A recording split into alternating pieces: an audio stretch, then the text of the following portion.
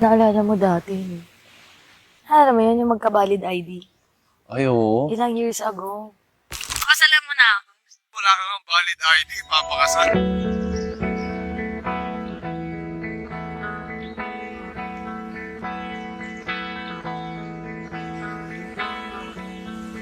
Konti ka lang.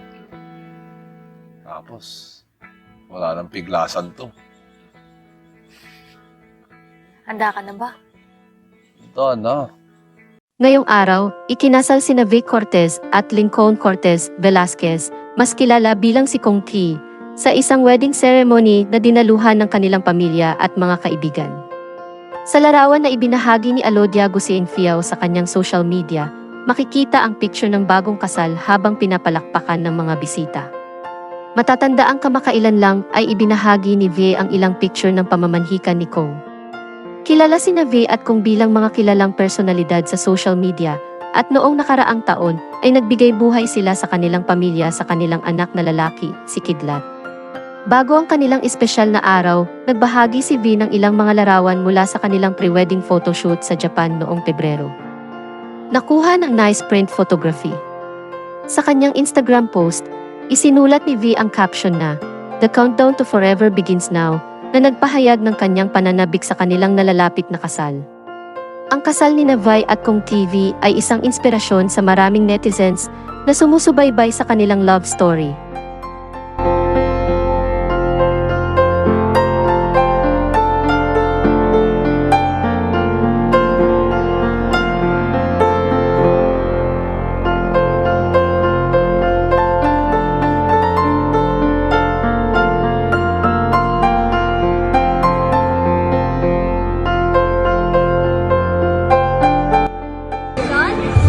Siyempre kami. Kami na yung perfect combination.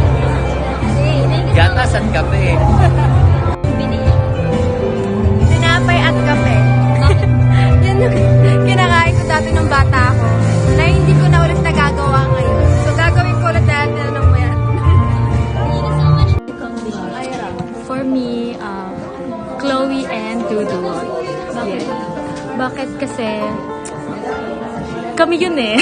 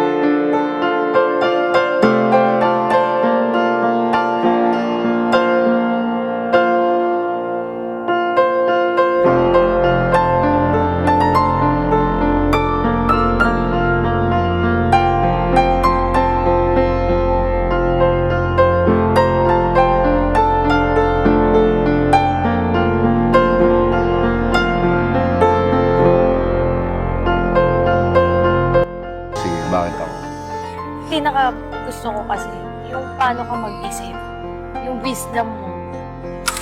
Doon talaga ako na-inlove kasi bago tayo nagkita, Shot call lang lang tayo. tayo, magka-chat lang tayo. Yun talaga pinaka-nagustuhan ko na balang araw, maituturo mo sa anak natin. Kaya alam mo, wala akong masyadong kinakabahala sa future kasi alam ko ikaw yung partner ko. Ay, ako. Wala tayong hindi kayang dalawa.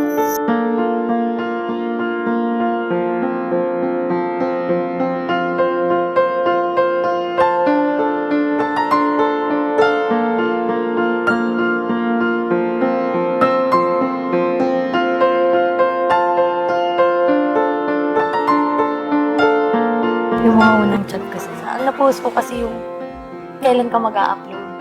Ang hindi ko pa napopost na ngayon lang nila malalaman. Nagpapa-apply ka ba ng ka-love team? Tinatanong mo ba ako ngayon kung nag-a-apply ka? Oo. Hired na ba ako? Ay, overqualified.